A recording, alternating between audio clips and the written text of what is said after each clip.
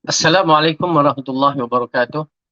Innal hamdalillah nahmaduhu wa nasta'inuhu wa nastaghfiruh wa na'udzu billahi min shururi anfusina wa min sayyiati a'malina. May yahdihillahu fala mudhillalah wa man yudlil fala hadiyalah. Asyhadu an la ilaha illallah wahdahu la syarikalah wa asyhadu anna Muhammadan abduhu wa rasuluh. Amma ba'du. فإن خير الكلام كلام الله وخير الهدى هدى محمد صلى الله عليه وسلم وشر الأمور محدثاتها وكل محدثة بدعة وكل بدعة ضلالة وكل ضلالة في النار.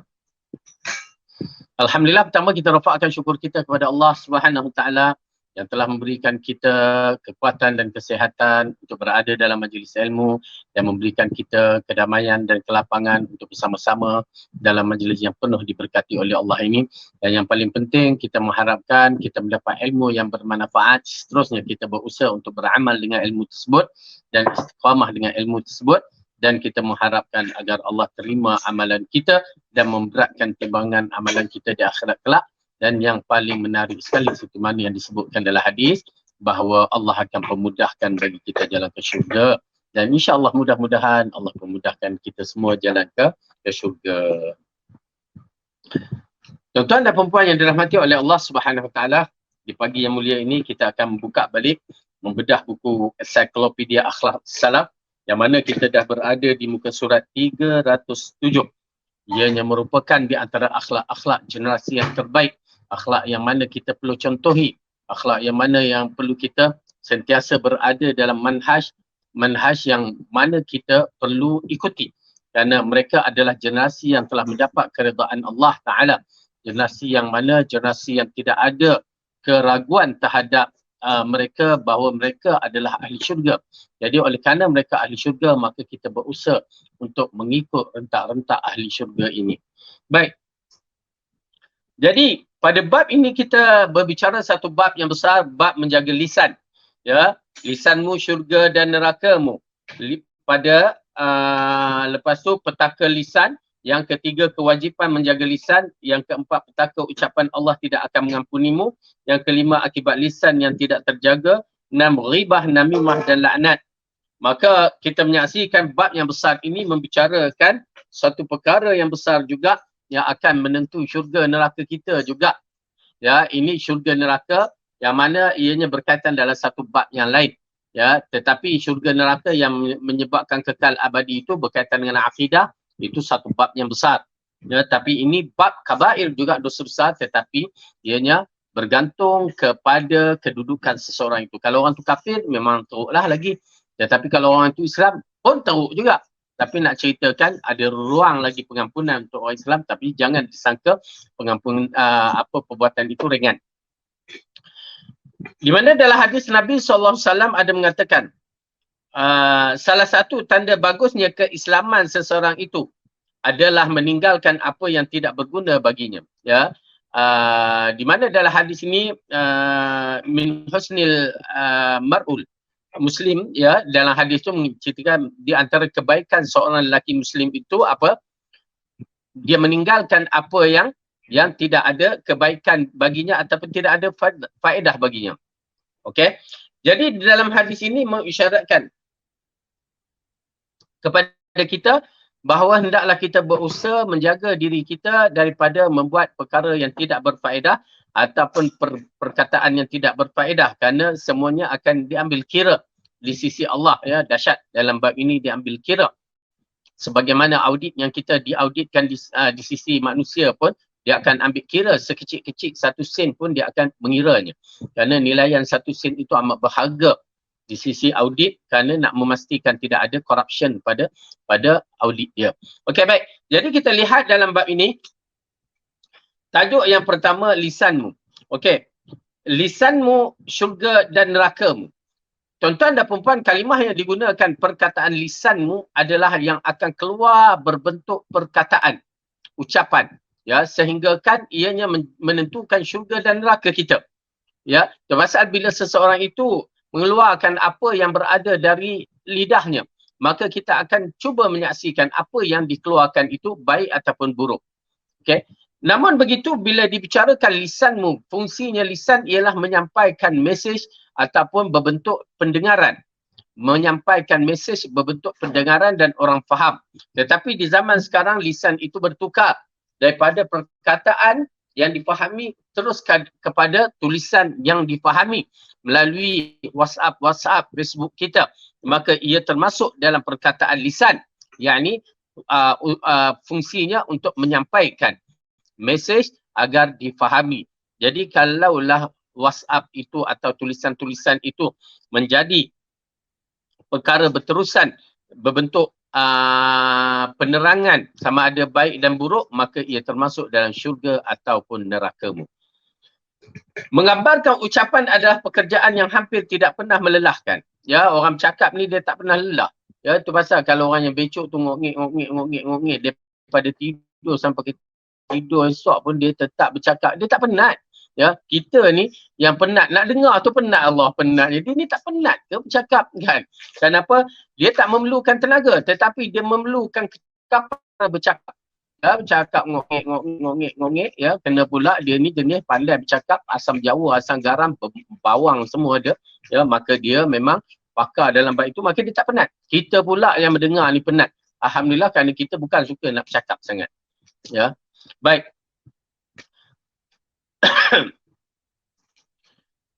Mengumbarkan ucapan adalah pekerjaan yang hampir tidak pernah melelahkan, bahkan semakin diumbar akan semakin terasa asyik. Maka itu orang sering melakukan sehingga sangat mudah dijerumuskan syaitan kepada dosa lisan. Ya. Oleh kerana itu disebabkan tak ada penat, tak terasa penat untuk berbicara dan tak ada rasa penat bila seorang itu pandai berbicara. Oleh kerana itu Rasulullah mengingatkan kepada pelajaran yang lepas innal bayana la sihra. Sesungguhnya penerangan ataupun ucapan itu ada unsur sihir. Ya, bukan sihir yang dibuat secara memecah belah isteri apa, tapi ucapan itu boleh mempengaruhi seseorang yang boleh mengubah minda seseorang. Itu pasal kita lihat bermulanya ajaran sesat ataupun golongan-golongan sesat ini daripada ucapan. Ya, daripada ucapan-ucapan mereka yang mana mereka merasakan hujah itu kuat, maka mereka akan cenderung perdebatan-perdebatan yang berlaku pada zaman silam untuk menegakkan kebatilan mereka dengan ucapan. Ya, lepas tu barulah bila mereka kalah dalam ucapan, ahli bid'ah dan ahli hawa ini, mereka akan menggunakan kekuatan untuk menghancurkan kebenaran. Baik. Ya, dosa lisan atau perkataan itu mulai dari perbicaraan yang tidak bermanfaat hingga perbicaraan yang benar-benar berakibat terkena dosa. Ya, ini di antara sebabnya normalisasi pada kita tidak menghiraukan apa yang kita nak cakap. Itu puncanya. Bila kita tidak hirau apabila nak berbicara, maka dia akan jadi satu perkara yang paling dahsyat. Dia memulakan dengan perkataan-perkataan yang mula-mula dia rasa tak berdosa. Tetapi bila sampai satu tahap, perkataan itu di step kan sampai perkataan yang lebih berbahaya yang boleh terjebak kepada dosa. Oleh kerana itu Rasulullah SAW mengingatkan kepada kita ya tentang ucapan-ucapan ataupun perkara-perkara yang berbahaya ini. Ya, di antara halal dan haram itu kita dapat ketahui. Maka oleh kerana itu ya tuan-tuan dan puan-puan, kita kena berhati-hati supaya tidak terjebak dalam perkara-perkara yang syubhah begini. Dia akan menyebabkan kita terjebak dalam perkara yang terus berbahaya, yakni menggunakan perkataan-perkataan yang tidak bermanfaat dan diikuti dengan perkataan-perkataan yang berdosa. Oleh kerana itu, kita kena ingat elok-elok kenapa lidah ini adalah satu amanah yang Allah berikan kepada kita. Yang mana kita lihat seterusnya, memang seperti janji iblis sebagaimana yang ditegaskan dalam firman-Nya, A'udzubillahi minasyaitonirrajim. Rabbi bima aghwaytani la uzayyinanna lahum fil ardi wa la ughwiyannahum ajma'in. Iblis berkata, wahai Tuhanku, oleh kerana engkau memutuskan bahawa aku sesat, aku pasti jadikan kejahatan terasa indah bagi mereka di bumi dan aku menyesatkan mereka semuanya. Okey. Ini adalah keindahan yang iblis janjikan. Ya, iblis menjanjikan satu benda yang kita nampak memang tahu benda tu buruk tapi nak dicantikkan sehingga yang buruk itu kita tak nampak, akhirnya ianya kita akan katakan tak menjadi masalah. Ini di antara yang disebutkan zaman sekarang normalisasi. menormalkan satu benda yang tidak seharusnya dinormalkan. Sehingga kan bila kita menyaksikan anak-anak berkata dengan perkataan yang tidak sehat, cara berbicara itu dah tak sehat, tetapi masyarakat dah biasa dengan tu, kita pun terpaksa biasakan pula. Terpaksa kadang-kadang kalimah itu, kadang-kadang kita dengar orang bercakap, hanya dengan kalimah itu orang faham dah. Kerana dah normal, dah biasa kalimah itu digunakan. Misalan kita bagi contoh macam anak-anak muda kan, bila dia bercakap dengan kalimah, oi panas gila kan. Kalimah gila tu pada usulnya, pada asalnya kita tak tahu, melainkan gila tu memang orang tak ada akal, tak ada otak kan. Tetapi kalimah itu pada zaman sekarang, dia maksudnya gila ni melampaui batas ataupun dahsyat sangat-sangat. Okey, gila jadinya kalimah tu. Jadi bila dah dibiasakan, kita pun rasa tak ada apa-apa. Okey, mungkinlah kalimah yang begitu tidak mengapa. Tetapi kadang-kadang kalimah-kalimah yang berbahaya, yang tidak berakhlak, dia akan berlaku menjadi begitu. Maka bahkan kita menyaksikan kalimah-kalimah lucah yang digunakan. Sekarang setengah tu menjadi normal, tak ada apa-apa. Na'udzubillah. Kalimah-kalimah yang kufur diucapkan menjadi normal, tidak ada apa-apa. Kalimah bentuk yang menghinakan, mengutuk menjadi normal. Dia tidak ada apa-apa. Bahkan perbuatan-perbuatan yang na'udzubillah lucah yang dikatakan, yang pada satu ketika aib, tetapi sekarang menjadi normal. Menjadi normal. Jadi oleh kerana itu, tuan-tuan dan perempuan, agama kita membataskan amat penting sama sekali. Kerana dia cuba menghalangkan perasaan normal itu kepada benda yang tidak normal. Kerana ianya boleh menyebabkan terjebaknya perkara-perkara haram. Saya menyaksikan dalam beberapa perkara di sini, bila kita tengok dalam Facebook, YouTube, dalam TikTok, kita melihat ada benda-benda yang tak normal. Tetapi nak dijadikan normal, dijadikan dalam TikTok itu menyebabkan orang kata, okey, biasalah, normal lah tu. Dan akhirnya kita terjebak dalam perkara-perkara yang tak normal itu ataupun berdosa, senang cerita, berdosa, dan kita menganggap ianya biasa. Na'udzubillah min dzalik. Ini yang sekarang berlaku. Oleh kerana itu kita kena berhati-hati. Orang Islam mesti ada kekuatan untuk berpegang dengan Quran dan Sunnah ataupun peraturan syariatnya. Kerana dengan ada peraturan itu, baru terjadi sistem yang baik dalam masyarakat. Kalau tidak, dia akan jadi sistem yang syaitan menguasai mereka. Baik, demikian kenyataan yang banyak membicarakan manusia tidak mengandungi kebaikan. Seperti mana firman Allah, la khaira fi kathirin minan najwahum. Tidak ada kebaikan dari banyak perbicaraan rahsia mereka. Ibnu Katsir menjelaskan bahawa yang dimaksudkan bisikan dalam ayat ini adalah perbicaraan manusia. Okey. Jadi ini di antara batas-batas yang perlu kita berhati-hati.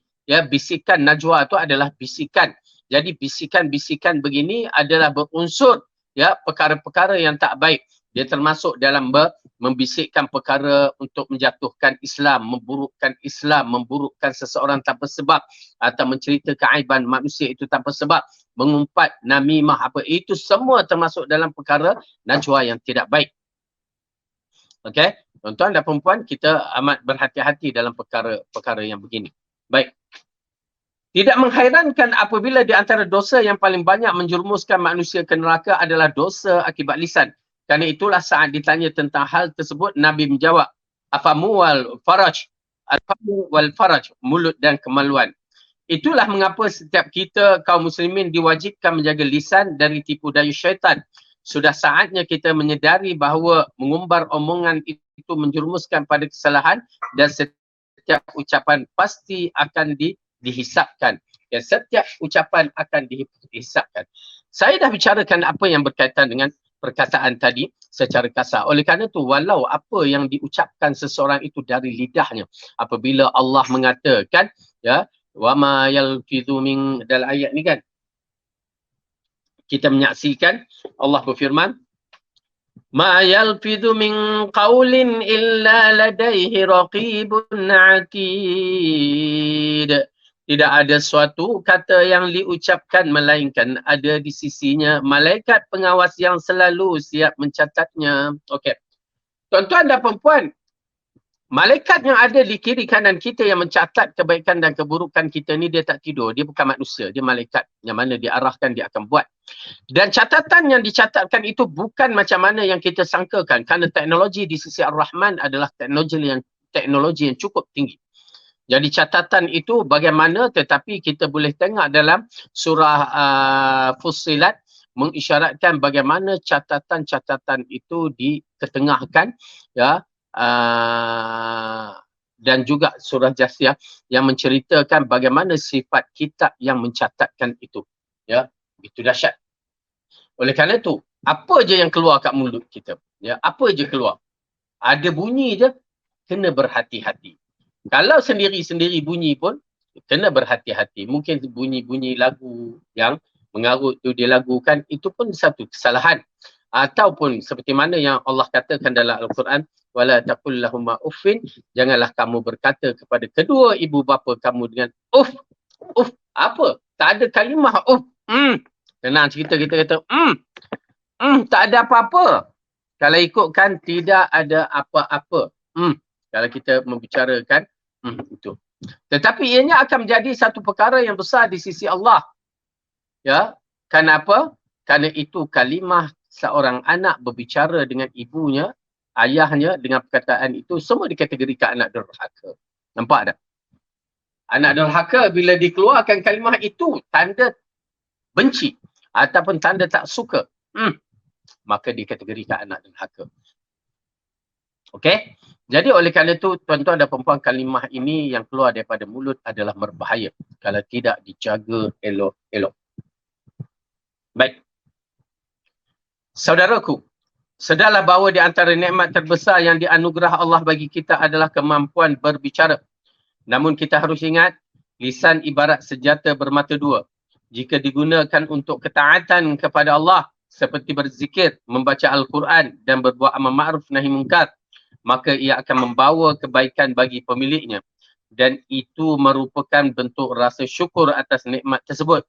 Sebaliknya, jika lisan digunakan untuk mengikuti langkah syaitan, seperti mengadu domba kaum muslimin, berdusta dan ghibah, maka ia mendatang bencana bagi pemiliknya. Dan itu merupakan bentuk amalan kufur terhadap kenikmatan agung, nikmat yang agung ini. Okay. Jadi secara kasar diterangkan bahawa kedudukan lisan ini bergantung kepada kita. Ya, kalau kita buat baik, alhamdulillah. Kalau kita buat tak baik, maka na'udzubillah. Confirm, ya, lisan itu akan dipertanggungjawabkan. Tetapi bukan lisan, maksudnya lisan tu akan dikenakan. Kita lah maksudnya. Apa yang kita buat, maka kita kenalah. Ya, dah itu tabiat dia. Bila kita berbuat sesuatu, maka kita kena bertanggungjawab. Itu maksudnya dipertanggungjawabkan. Ya, kita buat sesuatu, ya, kalau masak ke, kalau buat rumah ke, projek ini, yang akan ditanya siapa yang bertanggungjawab dalam bab ini, kan? Jadi kalau kita pandang remeh, maka kita tidak dipertanggungjawab ke? Tak, kitalah yang akan lebih berat dipertanggungjawabkan.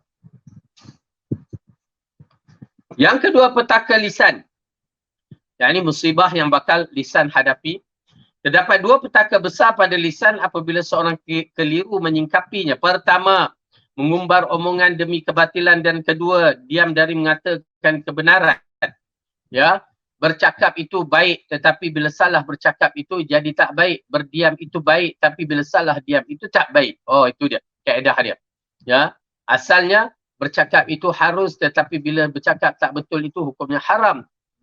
Berdiam itu harus, tetapi berdiam kepada perkara yang tak betul itu dia jadi haram. Okey, mari kita lihat. Orang yang gemar membincangkan kebatilan itu ibarat syaitan berbicara. Terdapat dua petaka besar pada lisan apabila seorang keliru menyikapinya. Pertama, menggumbarkan omongan demi kebatilan, dan kedua, diam dari mengatakan kebenaran.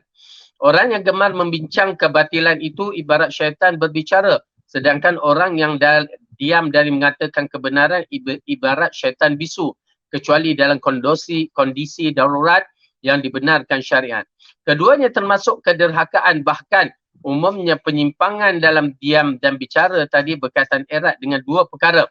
Adapun orang Muslim, ia harus menjaga lisannya dari ucapan yang batil serta menggunakan pada hal yang tidak bermanfaat. Jadi dua dibahagikan, bahawa bercakap dan diam.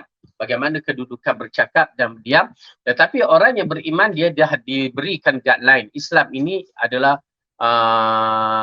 ketetapan yang telah ditetapkan oleh Allah, seperti mana kita waktu COVID ditetapkan oleh kerajaan. Yang mana kerajaan telah menetapkan satu ketetapan, maka kita tidak ada boleh buat pilihan. Kata jangan keluar, maka kita tak keluar. Dikatakan pakai mask, maka kita pakai mask kan. Untuk siapa tu ya? Untuk kita. Ya, apabila Kementerian Kesihatan mengarahkan begitu, maka untuk kebaikan kita. Begitu juga agama Islam bila dia bagikan perkara-perkara ketetapan-ketetapan itu, ya, maka ia adalah menunjukkan untuk kebaikan kita. Untuk kebaikan kita, confirm untuk kebaikan kita. Maka ikut saja walaupun rasa leceh, rasa susah lah. Ada waktu bicara musim COVID dahulu.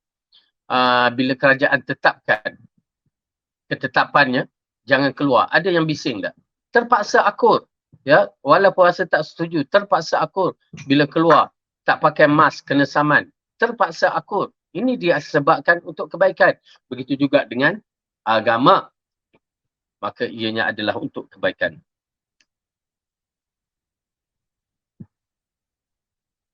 Petaka lisan sangat berbahaya atas manusia. Mungkin saja seorang sanggup menahan mulutnya dari makanan haram, tangannya dari kezaliman, kemaluannya dari berzina, dan matanya dari melihat yang diharamkan, namun belum tentu ia sanggup menahan lisan dari dua perkara di atas. Atas dasar itu, tidak mustahil orang yang terkenal zuhud dan gemar beribadah terjerumus ke neraka sejauh perjalanan selama 70 tahun disebabkan oleh ucapan-ucapannya. Berapa banyak orang yang ketat menjaga diri dari perbuatan zalim, tetapi lisannya sangatlah mematikan. Suka menodai kehormatan orang yang masih hidup dan yang sudah mati, sementara dia tidak peduli dengan ucapan buruknya tersebut. La haula wala quwwata illa billah. Nak menceritakan bab kejahatan lisan ini sampai kalau waktu hidup ni, kadang-kadang orang lakukan kejahatan dengan orang hidup je. Sampai mati dah dia tak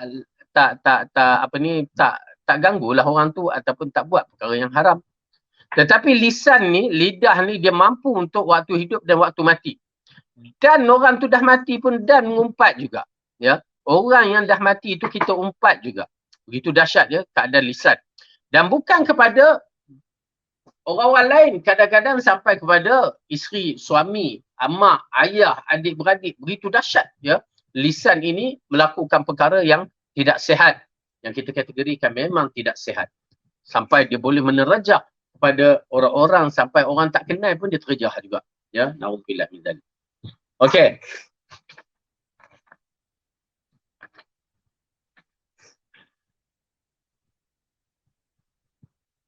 Bencana lisan tidak hanya dirasakan kelak di akhirat, akan tetapi disegerakan di dunia. Ya. Dikisahkan bahawa satu hari Al-Kisai berkumpul dengan Yazidi di hadapan Khalifah Harun al-Rashid. Keduanya ialah ahli nahwal qira'ah.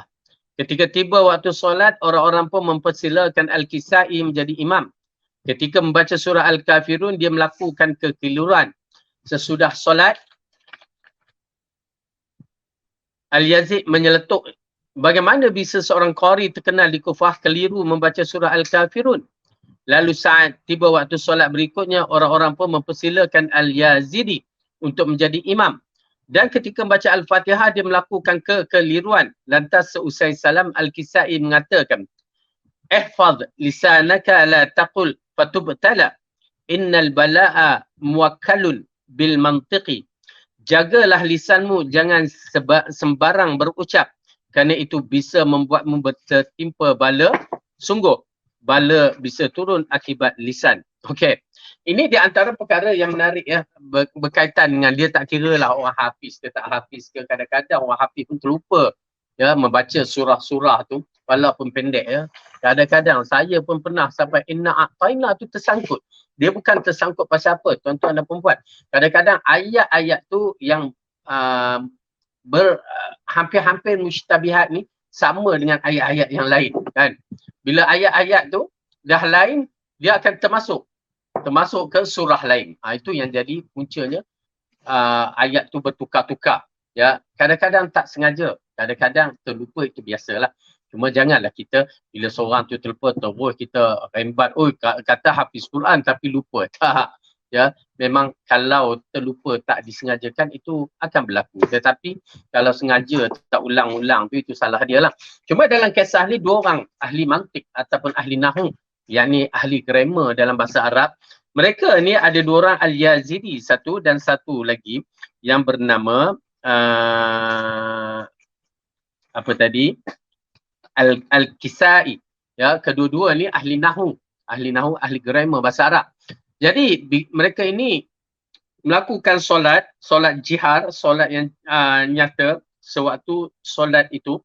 Maka Al-Kisai Al-Kisai membaca surah Al-Kafirun. Ya, surah Al-Kafirun ni dia 6 ayat je, tetapi kadang-kadang memang mengelirukan. Ya, mengelirukan, tak ada perhentian. Ya. A'udzubillahi minasyaitonirrajim. Bismillahirrahmanirrahim. Qul ya ayyuhal kafirun la a'budu ma ta'budun wa la antum 'abiduna ma a'bud wa la ana 'abidun ma 'abadtum wa la antum 'abiduna ma a'bud lakum dinukum waliyadin, kan. Tetapi yang banyak terganggu, wala antum 'abiduna ma a'bud wa la ana 'abidun ma 'abadtum wa la antum 'abiduna ma a'bud wa la ana, dia ulang. Ya, pasal pernah berlaku pada sahabat-sahabat kita sampai tak tahu kat mana nak stop dah. Sampai orang yang tak biasa hafal tu, dia hafal itu je, dia yang stop, kan. Berarti tak sengaja kadang-kadang. Tapi dalam bab ini, ya, Al-Kisai ini dia membaca, ya, dia tersilap ataupun makhraj dia ataupun ayat-ayat tu yang menyebabkan dia tersalah ke ataupun kaedah nahwu ke, wallahu alam. Tapi ditegur oleh Al-Yazidi. Macam Al-Yazidi ni pakar, kan. Dia kata, siapa ni? Hafiz Quran pun salah juga, misalnya, kan. Okey, tak apa. Kemudian waktu solat yang berikutnya diberikan Al-Yazidi menjadi imam. Sebab dia dah boleh kritik orang tu, berarti dibagi jadi imam. Yang menarik sekali, Al-Fatihah tu dia tersilap. Kan, tersangkut. Jadi bayangkan, lalu Al-Kisai mengatakan, jaga lidahmu. Jangan sebarang berucap kerana itu bisa membuatmu tertimpa bala sungguh. Jadi kalau kita tak jaga mulut kita, kita akan dipulangkan balik, ya, perbuatan kita itu, yang mana bala bisa turun akibat lisan kamu. Ya, Allah akan balas balik dengan perkataan kamu itu. Maka dari itu akhirnya wasiat kepada Muaz tentang hal apa saja memasukkan seorang itu ke dalam syurga. Nabi berkata, maukah aku beritahu kamu tentang kunci segala sesuatu yang masukkan ke dalam syurga? Lalu Muaz mengatakan, tentu wahai Rasulullah. Beliau lantas memegang lisannya seraya berkata, jagalah ini. Kemudian aku bertanya, wahai Rasulullah, apakah kelak kita dituntut apa yang kita ucapkan? Bagi dia menjawab, takilatu ummuka wa hal yaqubbun nasa fin nari ala wujuhihim illa hasaidu alsinatihim. Celakalah dirimu. Ini celaka ni bukan kalimah-kalimah yang celaka kita ni. Maksud ni pasal orang Indonesia yang buat, maksudnya bahasa ni agak tegas, ya. Yang mana adakah seseorang itu yang membuat tersungkur dalam wajahnya ke neraka tidak selain oleh lisan, kerana lisan mereka. Maksudnya orang akan ramai masuk ke neraka disebabkan lisan mereka. Jadi oleh kerana itu kita insya-Allah kita jagalah lidah kita daripada perkataan yang tidak sihat.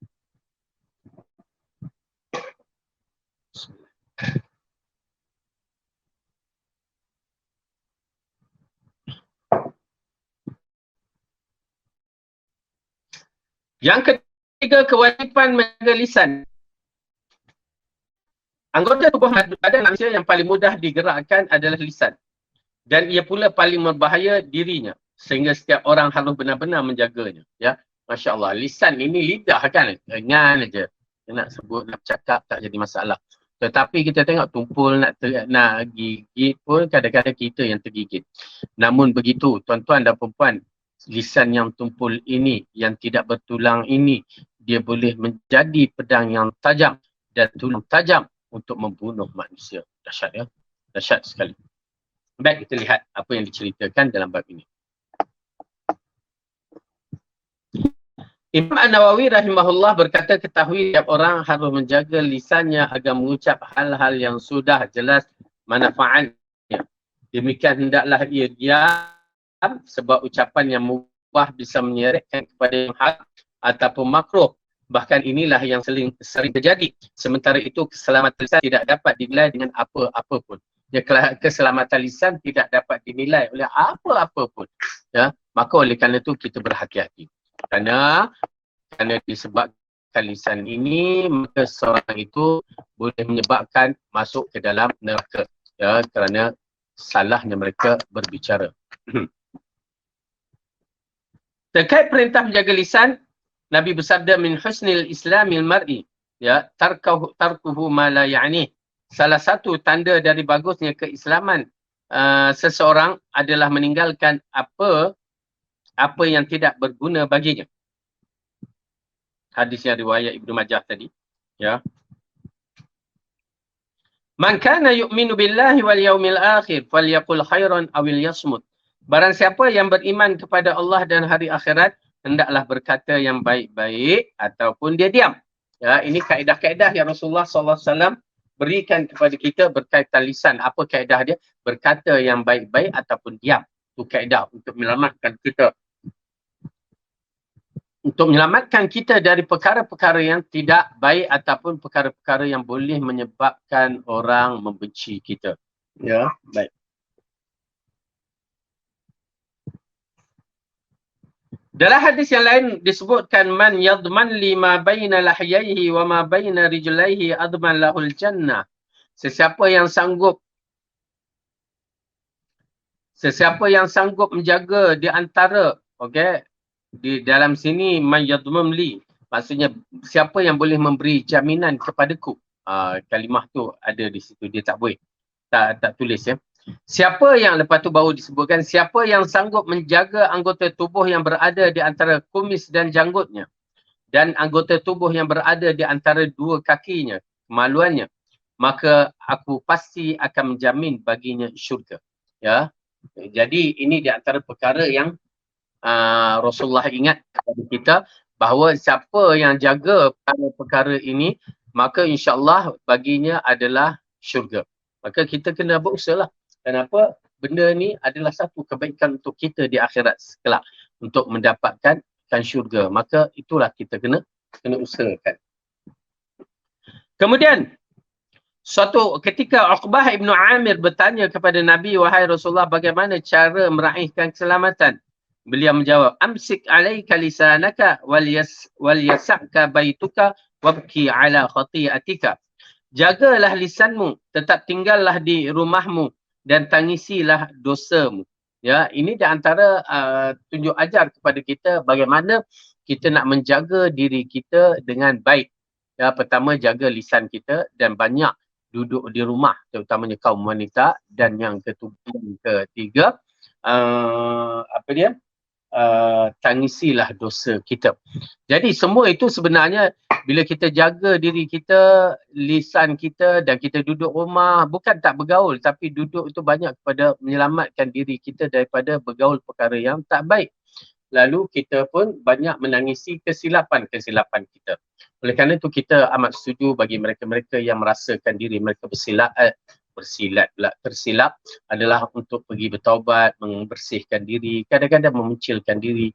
Dia menyesat, ya, kadang-kadang kita je yang semangat, alah tak apalah, keluarlah, nak jadi orang sufi lah pula. Tak, kadang-kadang dia merasa tertekan, memikirkan bagaimana dirinya nak membersihkan diri. Ini orang-orang yang baik sebenarnya, ya, orang yang baik, tidak dinafikan. Okey. Disebutkan pula bahawasanya seorang sahabat menemui Nabi SAW berkata, wahai Rasulullah, nasihatilah aku namun jangan terlalu panjang. Baginda pun bersabda, okey, ini di antara perkara yang menarik, ya. Orang lelaki ni bercakap, ya Rasulullah, nasihatkan aku. Jangan panjang sangatlah. Kan? Kadang-kadang kita tengok orang ni memang jenis kaki nak bercakap, nasihat. Bila dia bercakap tu, dia tak erti nak stop. Orang ni tak suka. Orang ni jemu. Ya, orang ni jemu. Manusia ni cepat sifatnya jemu. Ya. Manusia ni di antara sifat-sifat dia adalah cepat jemu. Maka kita tak boleh, ya, memberikan kejemuan itu kepada masyarakat. Ialah kadang-kadang bila bagi makan sedap dah rasa jemu kan. mula kita mencari yang lain. Tak dapat yang lain, kita cari yang lebih ringkas. Sudahnya Maggi yang kita makan. Saya agak tertarik ya, manusia ni memang bersifat macam itu. Dia mudah jemu. Ya, ini kes haji, misalan haji, saya bagi contoh kan, musim haji. Hotel memang tabiat dia bukan hotel tu duduk sepanjang masa. Itu kita kena faham elok-elok kan. Hotel bukan maksudnya duduk macam rumah kita. Ya, macam rumah kita. Tak. Dia hanya duduk mungkin 1, 2, 3 hari, paling panjang seminggu. Dan makanan yang dihidangkan kepada kita untuk orang yang 2 hari duduk, dia akan, oh hari ni lain. Esok lain kan. Itu memang akan berlaku. Ya, oleh kerana saya dah, yalah, kita dah duduk hotel banyak kali kan di Mekah tu, kita tahu dah. Ya, duduk kali pertama, tak apa, orang begitu excited lah. Oh, makanan sedap, ala barat kan, ala Turki ke, ala Arab ke. Sukalah kita orang Malaysia. Masuk hari kedua, okey lagi. Masuk hari ketiga, dah mula. Ya, dah mula. Masuk hari keempat, makanan yang tu diulangkan balik ke, hari kelima diulangkan balik. Makan ni balik, kan. Dia jadi macam tu. Sedangkan kalau kita duduk sehari dua, kita takkan jemu. Okey? Tetapi bila dah duduk Mekah 20 hari, ambil, mula. Ya, mulalah kita mencari tempoyak kita pada hari pertama. Masya Allah, makanan okey. Okey. Masya Allah, kita tanya okey. Masuk hari ke seminggu dah. Asyik-asyik ini kan. Jadi, oleh kerana itu memang tabiat manusia, mudah jemu. Ya, mudah jemu. Jadi, dalam bab ini dia tidak salah mengatakan supaya kenapa dia pun mungkin jenis orang tak suka nak bersembang banyak. Dia nak satu kalimah yang pendek dan padat bagi dia dan terus dia nak praktikalkan. Kerana setengah orang suka yang bercerita tetapi setengah orang tidak suka begitu. Bagi point, settle. Itu yang dia nak. Okey. Lalu lelaki ini bertanya kepada Rasulullah, nasihatlah aku namun jangan terlalu panjang. Baginda bersabda, "Idza qumta fi salatika fasalli salatan muwaddi'. Wala takallama bi kalimatin wala takallam bi kalamin ta'tadhiru minhu wajmi' ya'sa amma fi aidin nas." Okey. Apabila kamu mengerjakan solat, maka kerjakanlah dengan sungguh-sungguh seolah-olah itu adalah solat terakhirmu.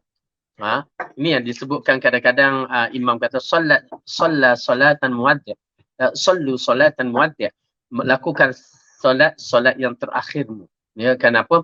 Bila kita tahu hari ni hari terakhir, macam mana agak? Ya, hari ni kita akan mati, misalnya lah kan. Ya, agak-agak kita menangis, kita akan meninggalkan keluarga kita dalam keadaan sedih. Begitulah yang dikatakan. Janganlah kamu mengucap sesuatu yang menuntut minta maaf di kemudian hari. Ya, berhati-hati. Bila kita nak berucap tu, berhati-hati supaya kita tak termasuk dalam sudahnya, minta maaf, aku terlepas cakap pada kamu. Tak. Ya. Okey. Dan singkirkanlah keinginanmu untuk bisa memiliki apa yang ada di tangan orang lain. Ya, jangan kita ni terlampau nak sangat apa yang ada kat orang lain tu. Sampai kita ni jadi tak tentu hara, tak tentu apa orang kata, sampai nak juga benda tu, nak juga. Jangan. Ya, jangan. Itu tidak sihat. Ya, perbuatan tu tidak sihat. Dia bagi seorang isteri, dia akan menekan masalah suami. Ya, dan begitu juga keadaan yang lain-lain. Bila dia nak sangat tu, dia tak fikir dah, dia nak juga, maka dia akan membinasakan diri dia di hari akan datang.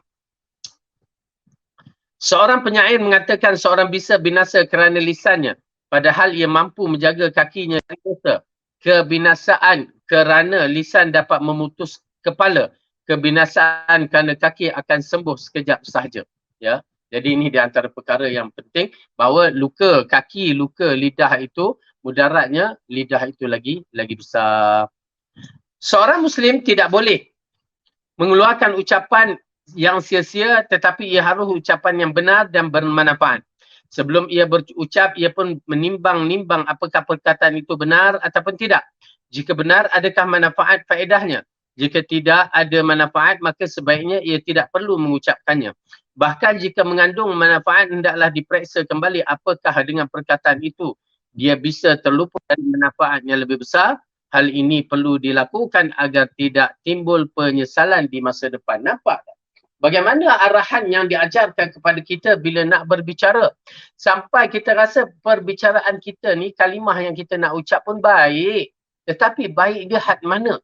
Adakah baik itu akan mendatang kebaikan seterusnya ataupun baik itu dia akan memudaratkan pula. Dia kena timbang begitu. Dan kalau benda itu bermanfaat, bagaimana kedudukan manfaat itu? Adakah manfaat itu sesuai pada tempatnya ataupun tidak? Begitu sekali. Ya, begitu sekali. Itu pasal bila sampai pertanyaan ditanyakan kepada Ibnu Abbas radhiyallahu anhuma berkaitan dengan maaf ya, kisah seorang datang bertanya, bolehkah aku bolehkah aku mencium isteri aku di bulan Ramadan?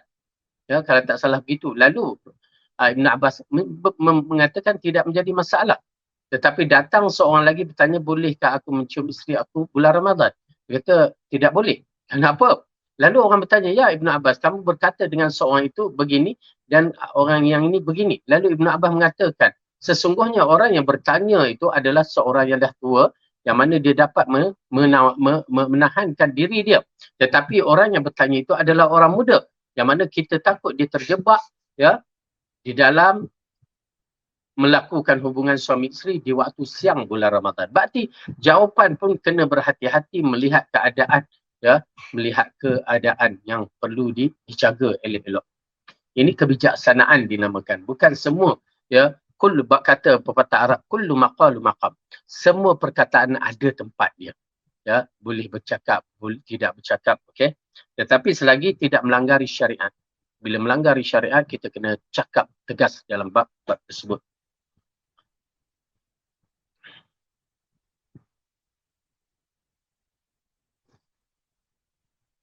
Baik. Perlu disedari bahawa ucapan merupakan cermin bagi apa yang terselit dalam hati, kerana jika ingin mengetahui apa yang terlintas dalam hati seorang, maka perhatilah apa yang terucap dari lisannya. Okay, ini agak penting, tuan-tuan dan perempuan, ianya amat penting. Oleh kerana itu orang-orang yang bijak dia tidak akan berbicara. Kerana orang-orang yang berbicara itu kita dapat kesan apa yang ada di dalam hatinya. Kadang-kadang kita menyaksikan orang tu ya cakap baik apa semua, ya, tetapi kadang-kadang dia terlepas cakap. Maka terlepas cakap itu bukan terlepas saja-saja, kadang-kadang itu yang terkeluar daripada hatinya. Ini tengok keadaan. Yang mana kita menyaksikan, tuan-tuan dan perempuan, kita menyaksikan. Ya, tak kira lah walau orang tu seorang ustaz ataupun penceramah, ya, ataupun siapa. Bila sampai satu tahap dia bercakap, ya, dia bercakap tu dia keluarkan, maka kita dah nampak ini ada yang tak kena. Terutamanya masalah usul, prinsip. Masalah usul dan prinsip dia tidak boleh kata tersilap, ya. Ialah tersilap, tetapi dia tidak boleh berdiam begitu. Dia akan dapat fokus, Allahu Akbar. Aku tersilap tu, astagfirullah, dan cepat-cepat nak ubahkan. Ya. Kadang-kadang macam saya berceramah apa begini, kadang-kadang bila saya cek balik, ada tersilap. Saya akan cuba mengubahkan secepat mungkin supaya video itu diedit, maksud buang kalimah yang silap itu. Ya. Kadang-kadang ayat tersilap, kadang-kadang itu tersilap. Maka kita kena bertanggungjawab dalam bab itu. Apatah lagi dalam bab-bab akidah. Ya, kita bagi seorang pendakwah dia tidak boleh bercakap dalam benda yang syubhah, yang mengelirukan. Sehingga orang mengatakan, oh tidak mengapa, ya, dalam isu seperti Ar-Rahmanu ala arsyis istawa, buat apa nak dibahaskan, nak diperbicarakan. Salah tu. Dalam konsep akidah salah. Kerana dia adalah usul agama kita. Agama yang mesti kita jelas. Kalau apa yang dicakap itu merupakan pusingan, belitan, maka dia berhati-hati.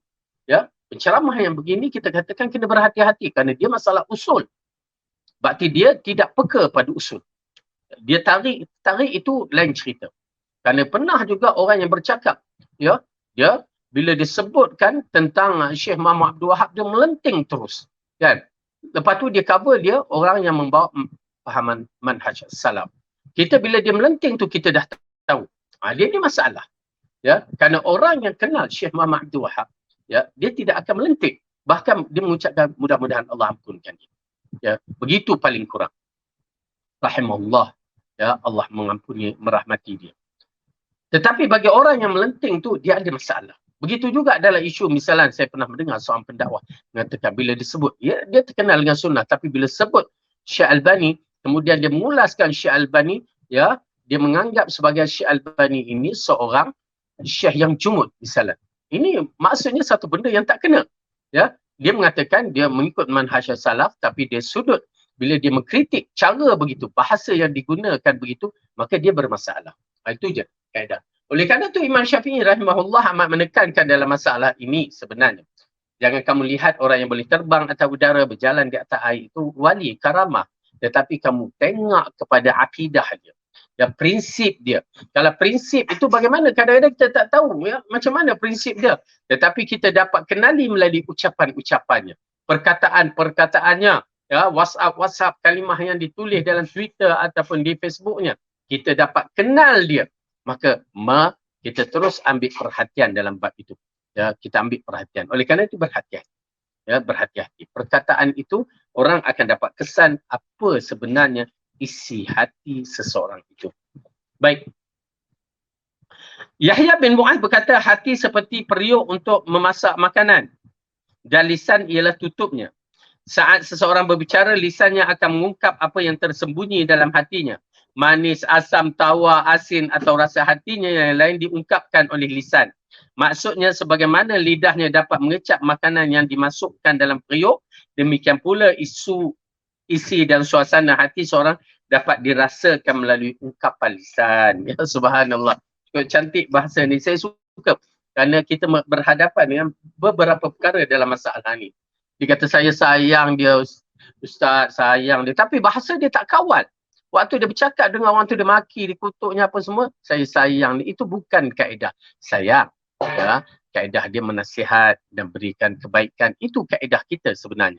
Ya, oleh kerana itu, ya, lisan ini amat penting. Para pendakwah terutamanya berhati-hati supaya tidak berkata-kata dengan perkataan yang tidak layak sebagai seorang pendakwah berbicara. Ada adab kena ada. Maki-maki, tengking-tengking tidak ada. Mengutuk sahabat-sahabat yang seikhlas perjuangan tidak boleh. Ya, bukan itu caranya. Okay, jadi oleh kerana itu dalam bab-bab yang begini kita kena berhati-hati. Kadang-kadang orang tu kita kenal melalui bahasa apa yang dikatakan oleh lidahnya. Ya, bab kata ada satu saya dengar seorang ceramah mengatakan, sebelum dia berbicara kita tak tahu dia ni cerdik ke tak cerdik. Kita anggap dia cerdik. Tapi bila dia dah berbicara, buka je mulut, kita dah nampak dia punya taraf dia dan kecerdikan dia, ya, kebodohan dia. Ya, maka di situ ya, berhati-hati. Salafus soleh sangat menjaga ucapan, bahkan mereka menghisapkan diri mereka diri kerana terucap, oh sehari panas sehari dingin. Ucapan ini wujud keluhan terhadap perubahan cuaca dari panas menjadi dingin dan sebaliknya yang amat cepat. Mereka merasa sangat bersalah kerana telah mengeluh sesuatu yang merupakan takdir Allah. Nampak? Kalau ikut kita, kadang-kadang panas, kadang-kadang sejuk. Kita kadang-kadang kita tak rasa apa. Tetapi ulama salaf memandangkan kita mengkritik kerja buat Allah. Ya, kita kritik apa Allah jadi sekejap panas, sekejap sejuk ni. Macam itu istilah mereka. Mereka beristighfar dan tak salah bagi kita. Ya, kenapa? Kerana mereka rasa bersalah kerana mengkritik. Okey. Jadi salah seorang ulama besar dari kalangan mereka pernah bermimpi dan ditanya keadaannya. Ia berkata, aku bertahan kerana satu perkataan. Aku tertahan kerana satu perkataan yang pernah kuucapkan tadi dan aku katakan betapa manusia benar-benar memerlukan hujan saat ini. Lantas dikatakan kepadaku, apa urusanmu dengan perubahan cuaca? Aku Allah yang akan lebih mengetahui tentang kemaslahatan hamba-Ku. Ya, subhanallah. Okey, ini namun kita mengatakan pertama cerita ni dikaitkan dengan seorang lelaki yang membicarakan satu perkara dan dia bermimpi dengan seorang alim yang mana telah terlepas perkataannya. Namun saya, ulama telah menggariskan panduan mimpi bukan hujah. Ya, boleh kita terima dan boleh kita tolak. Namun dia bukanlah hujah untuk menjadi sebagai bahan bukti untuk kita memperbahaskan. Ya, kecuali mimpi yang berkaitan pada zaman Nabi sahaja. Ya, zaman Rasulullah mimpi, terutamanya para Nabi, mimpi adalah wahyu. Adapun sahabat yang mimpi pada zaman Nabi adalah hujah. Namun selepas pada itu kita berhenti dan tidak lebih daripada itu, walaupun dikatakan dalam satu hadis, mimpi adalah juzuk daripada nubuah untuk akhir zaman. Dia kena tapis betul-betul, bukan main, saya dah bermimpi, hatta bermimpi Rasulullah pun kena berhati-hati. Kenapa? Kerana orang yang mimpi Rasulullah, dia tak perlu nak bercerita kepada orang, oi aku dah mimpi bertemu Rasulullah, oi bestnya. Tak. Bukan begitu kaedah pemimpi kalau bertemu dengan Rasulullah. Pertama, dia bersyukur. Dan kedua, ya, kita kena faham kaedah-kaedah mimpi. Betul Rasulullah katakan syaitan tidak boleh meniru Rasulullah, menyerupai Rasulullah. Tetapi bila kita tak kenal Rasulullah, maka dia kata aku ni Rasulullah, kita pula jenis bongok, astagfirullah. Kita ni jenis tak mau, saya geram pasal ada kelompok-kelompok yang mengatakan mimpi Rasulullah dan mereka berhujah kononnya bermimpi Rasulullah, maka berikan zikir itu, zikir ini, amalan itu, amalan ini, yang merupakan penipuan. Pernah seorang datang bertemu dengan saya, Ustaz, saya bermimpi bertemu dengan Rasulullah, cantiknya ya Allah Ustaz, bersih, bersinar-sinar, janggut dia putih, ubannya pun bercahaya. Tuan-tuan dan perempuan, nampak tak bagaimana orang ni tak kenal Rasulullah sallallahu alaihi wasallam. Sedangkan dalam hadis Syama'il Muhammadiyah menceritakan janggut Rasulullah tu putihnya bukan semua. Ada beberapa helai je janggut dia putih. Nampak tak? Orang ni tak kenal Rasulullah tetapi tertipu apabila syaitan mengatakan aku Rasulullah. Berarti dia tertipu. Walaupun mimpi atas nama Nabi. Syaitan tipu dia begitu. Memang syaitan tak boleh nak menyerupai Rasulullah tetapi dia boleh mengatakan aku Rasulullah, kita pun duk percaya. Saya pun pernah bermimpi Rasulullah sallallahu alaihi wasallam, tetapi mimpi itu tak betul. Dalam mimpi tu saya tertanya, takkanlah betul mimpi Rasulullah tu putih, ya, data nampak putih, tetapi saya tengok seperti orang Turki. Tapi kenapa pula janggut Rasulullah pendek pula? Kan dia datang membicarakan, ya. Orang kata itulah Rasulullah. Tapi bila saya terjaga, saya kata ini bukan sifat Rasulullah. Alhamdulillah. Ya, waktu tu masih lagi waktu belajar di Pakistan sana, ya. Maka kita lihat benda ini ramai yang terjebak dengan tertipu bila mengatakan Rasulullah memberikan aku zikir-zikir. Cek dalam hadis tak ada zikir tersebut. Nampak tak bagaimana syaitan licik menipu? Dahlah dia tipu hadis-hadis atas nama Rasulullah. Sekarang kita pula tertipu oleh orang-orang tertentu mengatakan bermimpi dengan Rasulullah. Tuan-tuan dan perempuan, bagi saya, siapa yang mendakwa dirinya bermimpi dengan Rasulullah, nak percaya boleh, tak percaya pun lagi baik. Kerana zaman ini adalah zaman penipu, zaman fitnah, zaman khidah, zaman orang mempergunakan atas nama Rasulullah untuk kepentingan dirinya agar dipuji, agar diagungkan. Oleh kerana itu berhati-hati, termasuk para habib yang telah berdakwa mimpi Rasulullah. Bahkan kita dapat berita yang terbaru ni, seorang lelaki di Indonesia mengatakan dia telah mendapat ijazah dari Rasulullah secara hidup. Nampak tak? Datang penyelewengan, na'udzubillah. Dan ramai kata ada yang dapat Rasulullah secara yaqzah. Ya, kita hairan di zaman-zaman begini Rasulullah muncul banyak pula tempatnya. Ya. Habis kubur tu kat mana dia? Dia tak ada ke? Kalaulah zaman ni Rasulullah hidup, ya yaqzah, kenapa dia tidak bangun kepada ummah dunia untuk menyelamatkan dunia? Apa arti rahmatan lil alamin? Ini penipuan yang berlaku kepada golongan-golongan yang na'udzubillah, ya, mereka itu menggunakan atas nama Rasulullah untuk kepentingan diri mereka masing-masing. Berbahaya, ya. Ada seorang budak Indonesia tu, ya, ustaz konon, ya, tetapi penipu besar. Baik.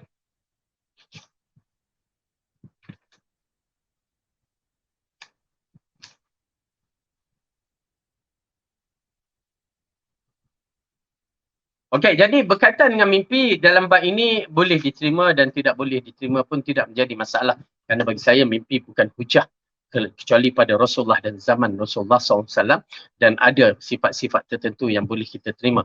Ya, kita ada guideline dia, ya, cara nak menerima mimpi-mimpi yang begitu. Ibnu Buraidah berkata, aku melihat Ibnu Abbas memegang lidahnya lalu berkata, oh lidah, celakalah kamu, ucapkanlah yang baik-baik agar kamu beruntung atau diamlah agar kamu selamat. Kalau tidak, kamu pasti akan menyesal. Seseorang bertanya, mengapa engkau berkata demikian? Dia menjawab, aku diberitahu bahawa tidak ada anggota badan yang lebih membuat manusia geram dan marah pada hari kiamat selain lidahnya, kecuali yang digunakan untuk berkata baik atau untuk menyampaikan kebaikan. Ya, jadi ini di antara tafsir Ibnu Abbas terhadap lidah. Ya, tafsir Ibnu Abbas terhadap lidah amat menarik sekali. Kerana itulah lidah kita akan dipertanggungjawabkan dengan apa yang kita katakan. Ya. Kemudian, kalau bab itulah, jadi kita menyaksikan agak-agak orang yang bisu tu bagaimana kedudukannya. Tapi zaman ni bisu pun boleh mengumpat melalui bahasa isyarat dia, lantak dia lah. Tetapi secara kasar orang yang bisu ni dia tidak seberat orang yang ada lidah. Dan kalau kita menyaksikan, kalau inilah keadaan dia, orang bisu ni peluang masuk syurga tu cerah. Ya, syarat dia beriman, ya, dia kerana dia tidak mampu untuk berbicara dengan lidah dia, tapi dia mampu menjaga lidah dia dan menjaga diri dia. Abdullah bin Mas'ud pernah menyatakan sumpah, demi Allah yang tidak ada ilah yang hak selainkan dia, tidak ada yang lebih berhak dipenjarakan dalam waktu lama di dunia ini selain lisanku sendiri. Ya, lidah itu lebih layak untuk dipenjarakan, maksudnya berdiam diri. Yunus Ibn Ubaid berkata, tidaklah aku melihat seorang yang lisannya terjaga melainkan semua amalnya pun terjaga dengan baik, dan tidaklah lisan rosak melainkan seluruh amalnya mengalami hal yang sama. Saudaraku, ya, okey, dalam bab ini memang betul. Oleh kerana tu, tuan-tuan dan puan-puan, kita tengok diri kita. Kadang-kadang bila kita cakap lebih, perbuatan kita pun menjadi tak sihat. Kadang-kadang kita pun menyanyi, zikir terlupa, kita akan merasakan kelainan pada diri kita. Oleh kerana itu, berhati-hati, jagalah lisan kita. Kerana Allah telah berfirman dalam surah Al-Ahzab. Cuba buka surah Al-Ahzab.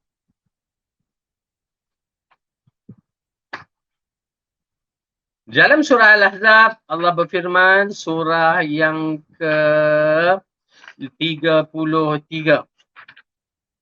Juzuk yang ke-22.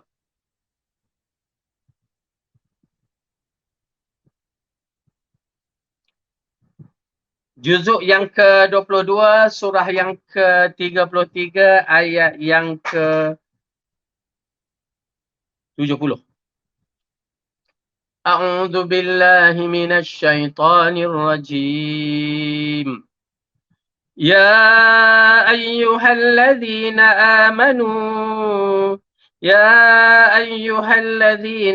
amanu ittaqullaha wa qulu qawlan sadida yuslih lakum a'malakum wa yaghfir lakum dhunubakum wa man yuti'illaha wa rasulahu faqad faza fawzan 'azima. Wahai orang yang beriman, wahai orang yang beriman, bertakwalah kamu kepada Allah dan katakanlah perkataan yang baik-baik. Nescaya Allah memperbaiki bagimu amalan-amalanmu dan mengampuni bagimu dosa-dosamu.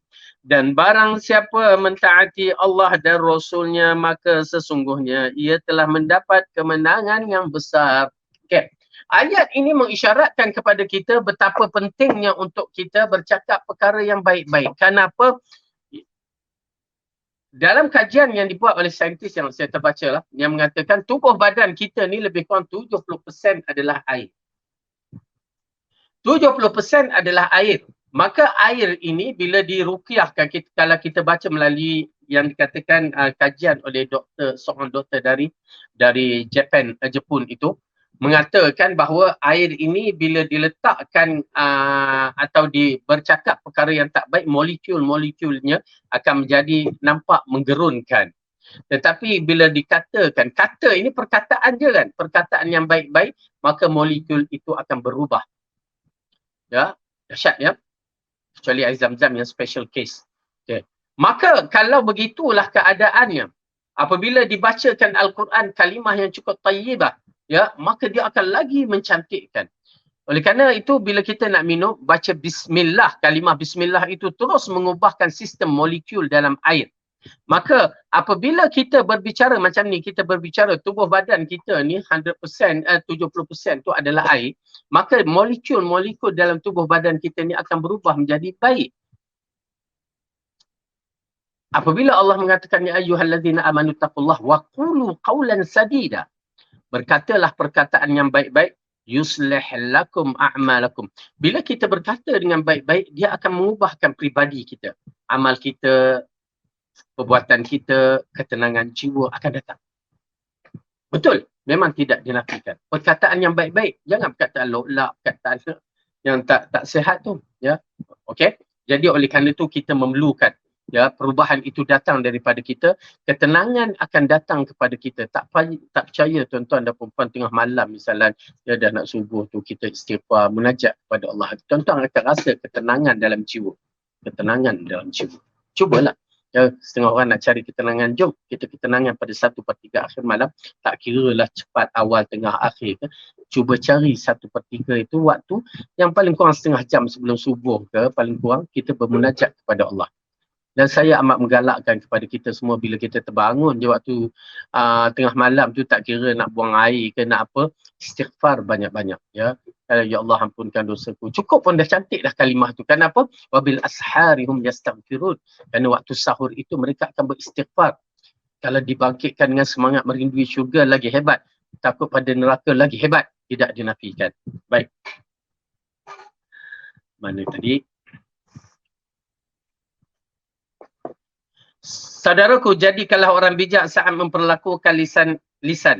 Bisa jadi hari kiamat seorang hamba membawa kebaikan setinggi gunung, namun lisan yang menghancurkan semuanya itu. Dan bisa jadi seorang bawa keburukan setinggi gunung, namun lisan yang merobohkan itu semua. Ya, betul. Ya, memang di dalam hadis yang berkaitan dengan Al-Muflis pun berkaitan dengan lisan. Ya, termasuk bahagian lisan tu memainkan peranan. Orang tu mengumpat, mengadu domba yang Rasulullah kata, dia bawa amalan solat, puasa dan sedekahnya terus menjadi debu yang berterbangan. Na'udzubillah min zalik. Ya, kita sayang. Sedangkan pada hari itu kita memerlukan memerlukan amalan ganjaran pahala walau sedikit. Macam mana tuan-tuan dan puan-puan bila minyak dah nak habis, kita perlu walaupun sedikit sebelum sampai ke destinasi yang kita nak pergi. Tapi bila minyak dah nak habis, datang orang pergi tebuk pula tangki kita tu, habis terus, bagaimana nak bergerak untuk sampaikan destinasi kita. Begitulah keadaan amalan kita. Ya, berhati-hati. Ulama salaf dan khalaf berbeza pendapat apakah seluruh perkataan yang diucapkan akan dicatat atau hanya perkataan yang baik dan perkataan yang buruk saja. Ada dua pendapat dalam masalah ini dan yang paling kuat ialah pendapat pertama, iaitu seluruh perkataan terucap akan dicatat. Ya, kenapa perkataan yang kita anggap tak ada apa-apa tu akan dicatat kerana mungkin dia mempunyai mesej yang besar yang diberikan untuk sesuatu perkara hanya Allah yang tahu. Yang keempat, petaka ucapan Allah tidak akan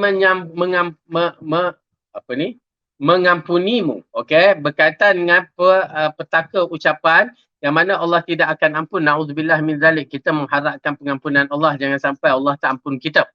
Jadi emosi sering membuat manusia kehilangan kendali atas lisannya sehingga kerana lepas kendali itu menjerumuskan. Sehingga kerana lepas kendali ini menjerumuskan ke dalam kebinasaannya. Misalan ucapan berikut, Allah tidak akan ampuni kamu, atau ucapan Allah tidak akan memasukkan kamu ke dalam syurga. Ini kalimah-kalimah yang kita mengambil hak Allah yang tidak dibenarkan. Oleh kerana itu tuan-tuan dapat biarkan kalimah kita ini, waktu ucapan kita ini melampaui batas sampai kita sendiri tak sedar apa yang kita cakap. Ya, kena jaga juga. Okey. Dua umpatan atau cecaan akibat kesalahan peribadi ini sangat berbahaya dan bisa berbalik memberdasa orang yang mengucapkannya. Ya.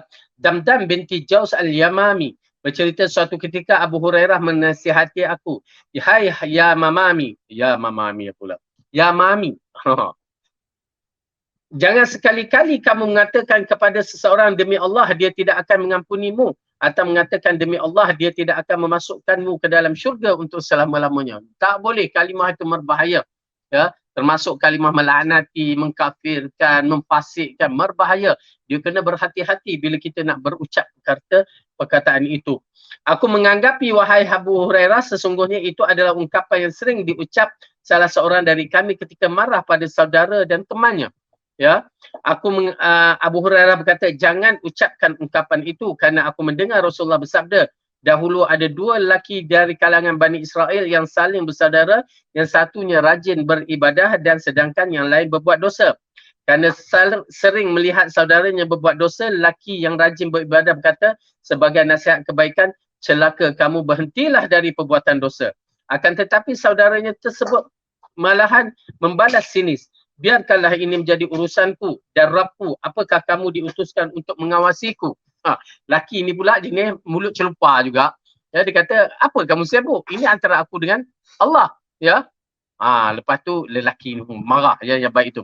Sampai pada satu hari, lelaki yang rajin ibadat itu melihat saudaranya berbuat dosa yang dinilainya amat besar. Maka ia pun berkata, celaka kamu, berhentilah dari perbuatan dosa. Saudaranya lagi membalas dengan ucapan serupa. Sudah, biarkanlah aku ini menjadi urusanku dengan Tuhanku. Apakah kamu diutus untuk mengawasi aku? Mendengar tanggapan tersebut, ia pun mengumpat mengatakan, demi Allah tidak akan ampunimu, atau berkata demi Allah kamu tidak akan memasuki syurga. Kan? Bahaya tu kalimah tu. Ingat ya, urusan Allah yang punya, bukan kita. Tak boleh nak kata apa-apa bila berkaitan dengan Allah. Itu pasal saya dah bicara kepada sahabat-sahabat yang mana kelas-kelas tu, Allah mempunyai sifat pengampunan yang tak dapat nak digambarkan. Pengampunan dia begitu dahsyat sehingga kan kalau kita tak akan ampun orang tu, tetapi Allah Maha Pengampun. Ya, dahsyat. Oleh kerana itu kita bersangka baik dalam bab ini. Mudah-mudahan kalau dia mengatakan mudah-mudahan Allah ampunkan kamu, mudah-mudahan Allah tak masukkan kamu dalam neraka, lebih cantik daripada dia mengatakan ya Allah tak ampunkan kamu ni tak masuk syurga. Kerana itu bukan urusan kita. Okey, kita lihat. Allah lantas mengirimkan malaikat mencabut nyawa keduanya. Kemudian mereka dikumpulkan kembali.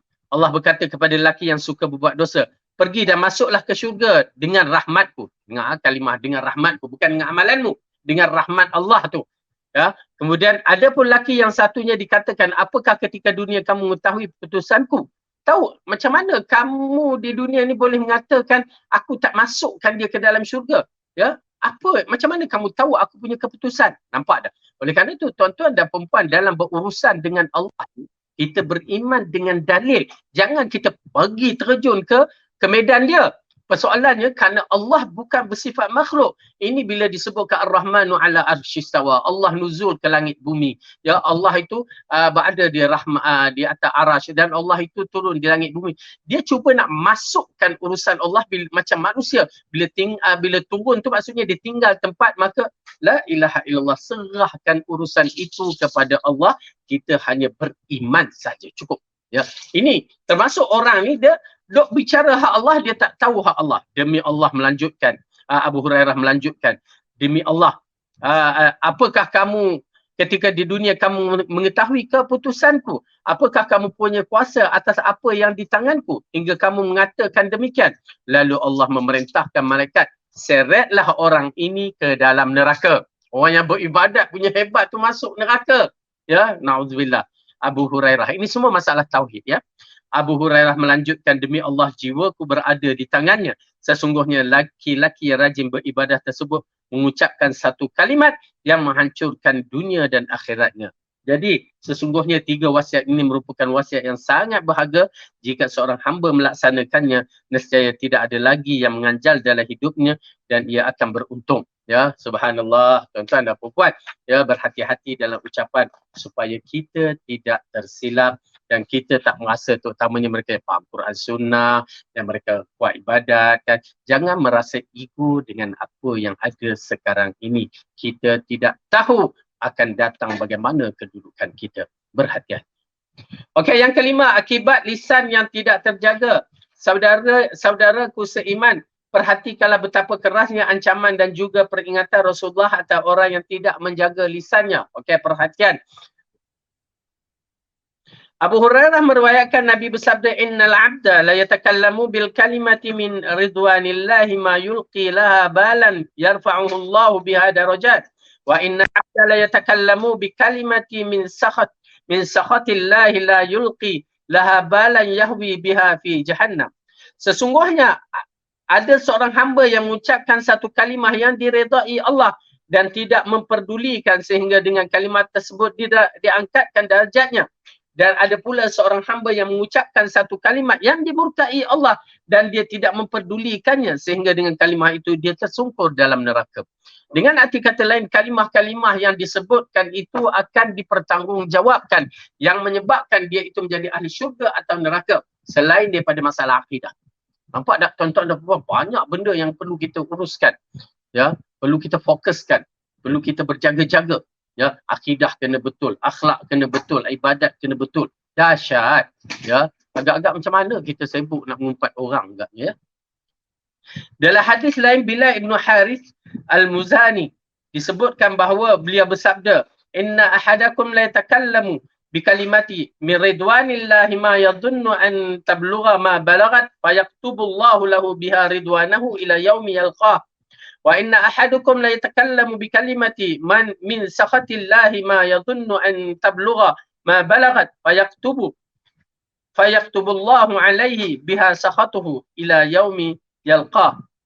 Sesungguhnya ada orang di antara kalian mengucapkan satu kalimah yang mendatangkan keredaan Allah, sementara ia tidak menyangka ucapan yang berpengaruh sejauh itu, maka dia pun mencatat baginya keredaan Allah sampai hari bertemu dengannya. Ya, subhanallah. Berarti kita boleh memiliki keredaan Allah pada waktu hidup kita macam mana para sahabat.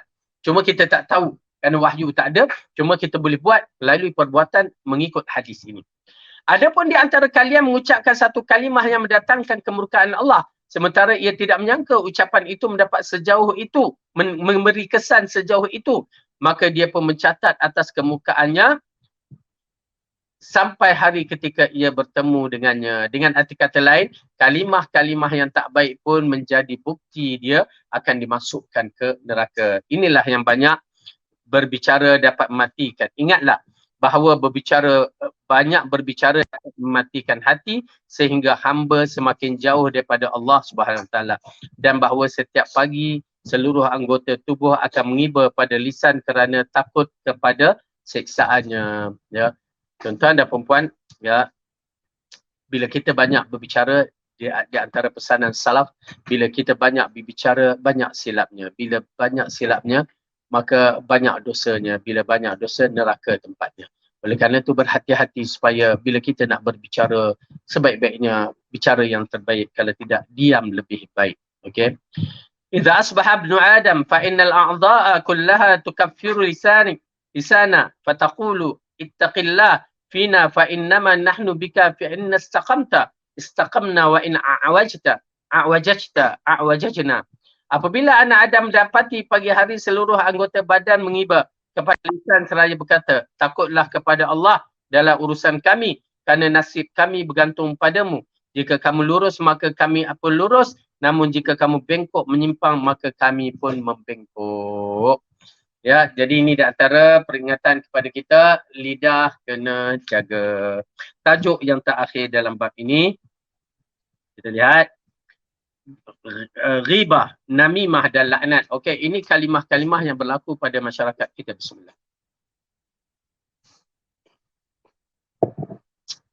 Berlaku pada masyarakat kita sama ada dalam bentuk ucapan itu baik ataupun tidak, dia akan berlaku, tetapi persoalan ini yang dibagikan adalah persoalan besar. Ghibah, namimah dan laknat. Tuan-tuan dan perempuan, bagaimana perasaan tuan-tuan dan perempuan? Itulah yang membuktikan berat atau tidak tuan-tuan dan perempuan terhadap kalimah ini.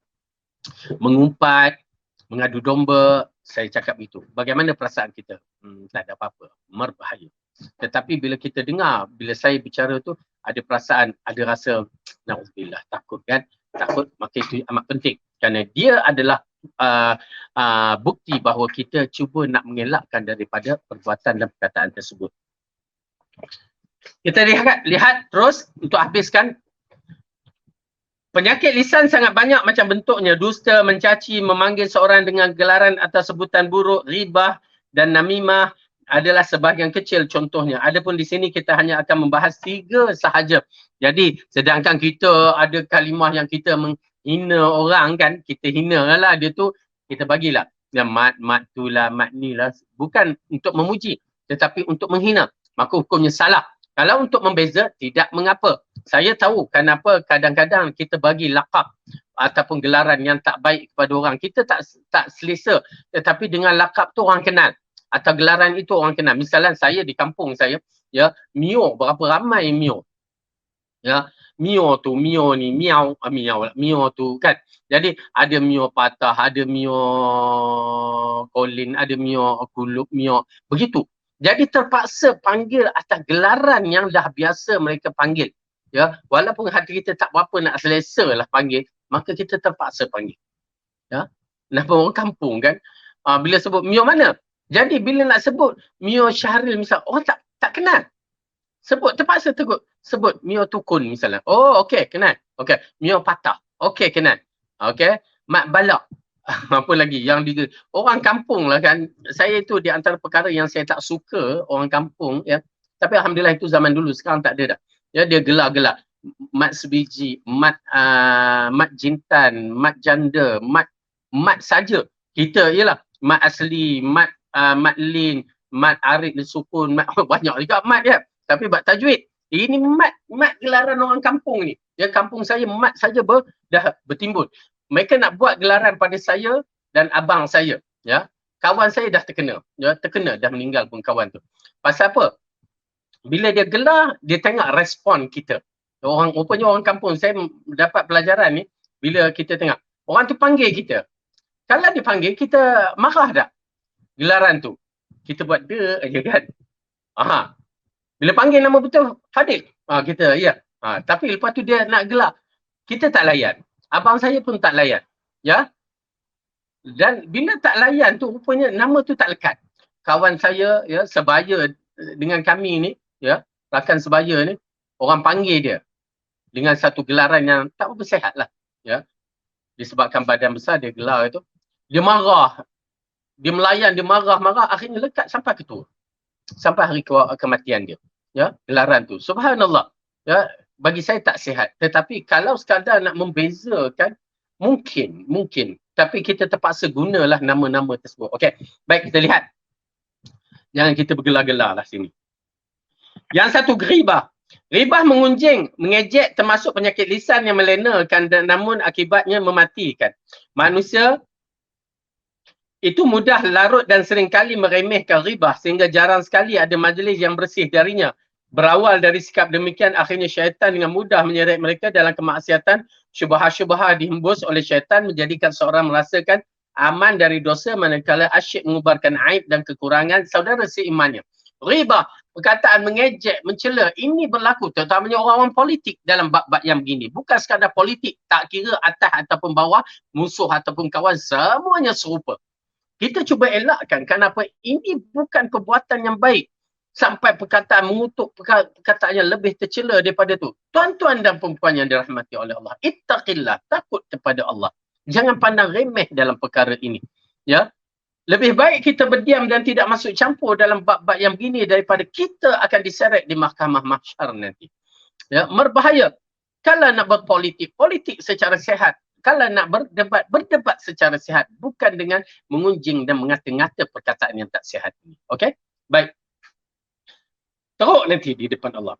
Syubhah-syubhah yang dihembus oleh syaitan menjadikan seorang merasa aman dari dosa manakala asyik mengubarkan aib dan kekurangan saudara seiman. Ini kesannya normalisasi yang kita lakukan dalam bab mengumpat, bab mengeji, bab segala-galanya, akhirnya dah lekat pada minda, tak ada apa-apa masalah. Ini di antara penyakit kita. Ya, na'udzubillah. Al-ghibah zikra akhaka bima yakrah. Al-ghibah itu adalah menceritakan perkara saudara kamu yang dia tak suka. Benda tu ada pada saudara kita dan kita cerita, dia tak suka. Maka tu ghibah. Kalau cerita benda tu tak ada, fitnah. Ya, dahsyat tu. Ya. Ghibah adalah engkau menyebut saudaramu dengan sesuatu yang tidak disukai. Dari hadis atas jelas bahawa masuk ghibah adalah menyebut ihwal orang lain dengan sesuatu yang tidak disukainya. Apa pun alasannya, kerana kesal, ikut-ikutan, angin mengangkat pamor peribadi, dengki untuk membuat orang lain tertawa atau sekadar untuk mengisi waktu luang. Kalau sesuatu yang diucapkan benar, maka itulah ghibah. Namun jika tidak, ia adalah pendustaan. Sesungguhnya ghibah hanya lahir dari hati yang hina dan lemah. Dosa ghibah. Kita tengok dosa ghibah, kita ringkaskan. Ya, ghibah termasuk dosa besar. Apabila Allah mengatakan dalam firman-Nya surah Al-Hujurat dengan maksudnya, wahai orang yang beriman, jauhilah banyak dari prasangka, sesungguhnya sebahagian prasangka itu adalah dosa. Dan janganlah kamu mencari-cari kesalahan orang lain, dan janganlah ada di antara kamu mengejek sebahagian yang lain. Apakah di antara kamu suka memakan daging saudara akhinya yang sudah mati? Tentu kamu merasa jijik dan takutlah kepada Allah, sesungguhnya Allah Maha Penerima Taubat. Al-Qurtubi menyebutkan dalam kitab tafsir bahawa menurut jiwa para ulama ghibah termasuk dosa besar dan orang yang melakukannya wajib bertaubat. Dalam hadis Rasulullah mengatakan ar-riba ithnani wa sab'una baban adnaha misla ityan ar-rajul ummahu wa inna min arba riba istitalah ar-rajulu fi 'ardi akhihi. Riba memiliki 72 pintu, maksudnya tak bagus. Tingkatan paling rendah seperti seorang yang menggauli berzina dengan ibunya sendiri. Sedangkan yang paling keji seperti seorang menjelek-jelekkan kehormatan saudara sendiri. Ya, tu dia. Itu di antara perkara yang Allah sebutkan setaraf dengan riba. Berarti riba adalah satu perkara yang diperangi dan maka kita kena memerangi perbuatan yang tercela ini. Yang ancaman berlaku kepada orang yang melakukan riba. Diriwayatkan dari Anas Ibn Malik, lamma urija marartu biqaumin lahum azfarun min nuhasin wa yakhmushun wujuhahum wa sudurahum faqultu man haula'i ya Jibril, haula'i alladhina ya'kuluna luhumun nas wa yaquna fi a'radihim. Saat dibawa naik ke langit dalam peristiwa Isra' Mi'raj, aku melewati satu kaum yang kuku mereka dari tembaga. Mereka mencakar-cakar wajah dan dada mereka. Aku pun bertanya, wahai Jibril, siapakah mereka itu? Dia menjawab, mereka itu adalah orang yang memakan daging, yakni sesama manusia, suka mengunjing atau berbuat riba dan mencemarkan kehormatan mereka. Kita saksikan, berhati-hati terhadap golongan politik terutamanya. Berhati-hati. Jabir bin Abdullah mengisahkan pada saat tengah bersama Rasulullah, tiba-tiba kami mencium bau arwah yang busuk. Kemudian baginda bertanya, atadru ma hadhihi rih? Hadhihi rihud ladina yaghtabuna almu'minin. Tahukah kalian bau apakah ini? Ini adalah bau orang-orang yang mengumpat orang mukmin. Nampak tak? Bau bangkai. Pelaku dan pendengar ribah sama je dosanya. La ilaha illallah. Ya, macam mana cerita tu? Pelaku dan pendengar. Kita cuba tak nak dengar ribah tapi dah terbuka YouTube, terbuka tu dah terdengar pula. Okey, kita lihat.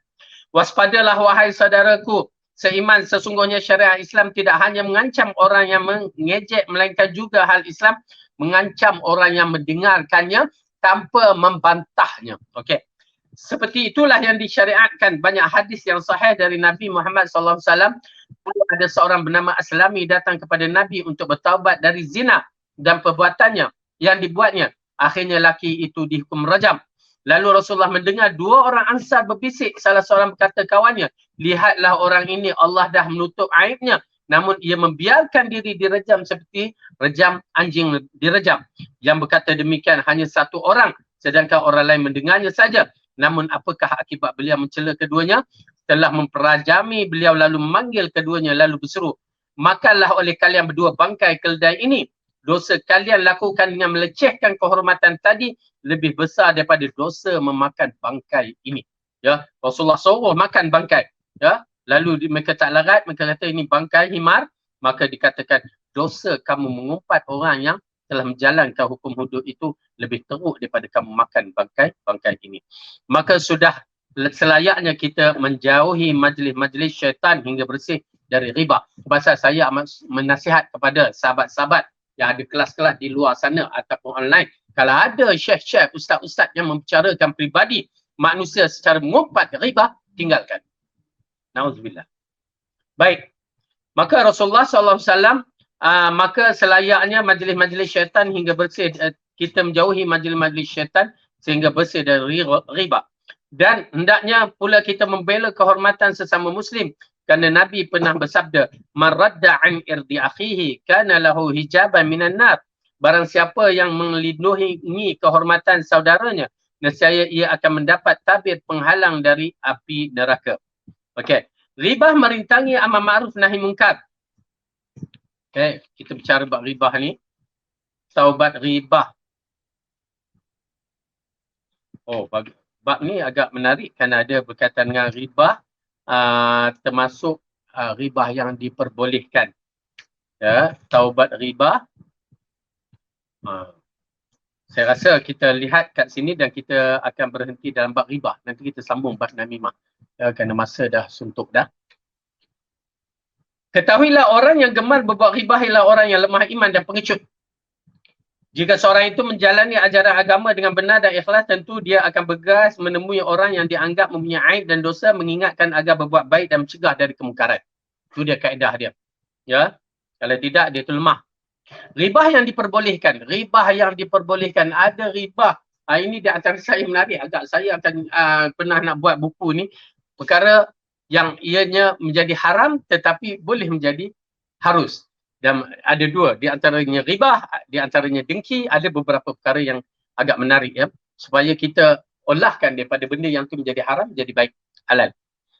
Ada beberapa ribah diperbolehkan berdasarkan dalil-dalil syariat, namun seorang harus tetap berwaspada supaya tidak tertipu oleh bisikan syaitan sehingga terjerumus dalam dosa. Oleh sebab itulah dalam melakukan ribah yang diperbolehkan, ini harus diiringi dengan niat lurus. Di antaranya bentuk adalah mencerita hal peribadi orang tu ada syarat-syaratnya yang dibenarkan. Pertama, mengadu seseorang kepada penguasa atau hakim atau perkara ya untuk urusan masalah-masalah tertentu yang di mana yang boleh menyelesaikan mahkamah saja ataupun pendakwa raya, maka kita boleh menyelesaikan di sana. Bukan menyelesaikan Pak Limah jual nasi lemak, Pak Mat jual teh tarik. Tak. Pergi ke sana. Itu kaedah. Maka waktu itu mahkamah bertanya, kita boleh menyebutnya. Itu tak jadi mengumpat, tak jadi apa. Ya. Kalau pergi jumpa Mak Limah duk cerita, ya, Mak Limah nasi lemak, ya, Kak Joyah jual ikan kering, maka itu akan jadi ribah. Dia tidak boleh menyelesaikan kepada orang yang boleh menyelesaikan. Kemudian, meminta fatwa, misalnya seorang bertanya kepada mufti, fulan menzalimiku, lalu bagaimana agar aku terlepas dari kezalimannya? Nak tahu, ya, mahkamah tu nak kena tahu fatwa tu, nak keluar fatwa, dia nak jelaskan apa hubungan seseorang itu dengan seorang itu, suami ke adik ke ab, jadi nak perincikan, maka diterangkan sifat-sifat terpaksa, maka dibenarkan. Meminta bantuan mengubah kemungkaran petaka yang ditimbulkan oleh seorang. Suatu ketika Fatimah binti Qais datang kepada Rasulullah untuk meminta saran terkait dengan Muawiyah dan Abu Jahm yang hendak menikahinya. Beliau lantas bersabda, Muawiyah adalah orang yang miskin, sedangkan Abu Jahm adalah orang yang tidak pernah menaruh tongkat dari pundaknya, berperilaku kasar, kan? Okey, ini di antara kisah menarik. Ada 3 yang disebut, cuma disebutkan 2 dalam bab ini. Ya, seorang wanita Fatimah binti Qais nak bertanya kepada Rasulullah. Ramai peminat dia, 3-4 orang kalau tak salah begitu. Ya, jadi Rasulullah terpaksa cerita bagaimana kedudukan Muawiyah. Ini bukan Muawiyah Abu Sufyan, Muawiyah yang lain. Yang mana ditanya bagaimana sifat dia. Ya, lalu Rasulullah kata Muawiyah ni orang yang miskin. Ya, maksudnya takut kamu nanti alah miskin pula dia, aku dah janji bab keuangan aku tak kisah, tiba-tiba miskin, kan. Kadang-kadang perempuan sebelum berkahwin begitu kaedahnya, berjanji juga, kan, dan lelaki pun begitu juga kaedahnya, ya, maka dia terjebak dalam janji-janjinya. Kemudian yang Abu Jaham pula, ya, bukan Abu Jahal, ya, Abu Jaham ni jenis orang yang pukul bini, kalau dia kasar, ya, tu dia. Jadi Rasulullah bagikan dia pilihan. Dalam riwayat tu ada 3 atau 4 orang. Okey, yang keempat, mengingatkan kaum muslim agar berpada terhadap seorang yang suka berbuat jahat dan merugikan mereka. Ini pun di antara ribah yang dibenarkan dengan bersyarat juga. Ya, kita tengok dah betul dia ni penipu ataupun dia ni penjahat, maka kita ingatkan orang-orang yang nampak begitu yang boleh menyebabkan dia tertipu dengan orang tersebut. Yang kelima, menyebut orang yang melakukan kefasikan atau pelaku bid'ah secara terang-terangan tanpa menyebut yang lain. Ya, ini di antara perkara yang terpaksa kerana dia menonjol diri kebid'ahannya dan kejahatannya. Mengguna nama Rasulullah dengan penipuannya, maka boleh disebutkan nama. Yang keenam, menyebut seorang dengan julukan yang sudah lazim tanpa bermaksud mengejek, merendahkan. Misalnya seorang masyhur dengan julukan si pincang, si ganggu, si bongkok, lalu disebutkan dengan julukan tersebut, namun tidak menyebutkan ehwalnya dengan selain adalah lebih baik. Ya, diceritakan tentang perangainya ataupun sifat yang orang, macam saya kata tadi, Mio, Mat, ya, nama tu banyak, tapi kita pun tak kenal melainkan dengan sebutan nama tersebut. InsyaAllah tuan-tuan dan puan-puan, mudah-mudahan Allah bagi petunjuk kepada kita untuk menjauhkan perkara-perkara yang tak sihat ini, dan mudah-mudahan Allah jadikan kita orang yang menjaga amalan kita, menjaga akhlak kita, menjadi orang yang betul-betul, ya, berada di atas manhaj Rasulullah sallallahu alaihi wasallam dan berada di atas manhaj orang muslim yang baik, yang sempurna akhlaknya. Wallahu a'lam bishawab. Mudah-mudahan kita dapat manfaat daripada kelas hari ini. Saya akhiri dengan kalam. Assalamualaikum warahmatullahi wabarakatuh. Subhanallah. Astagfirullah.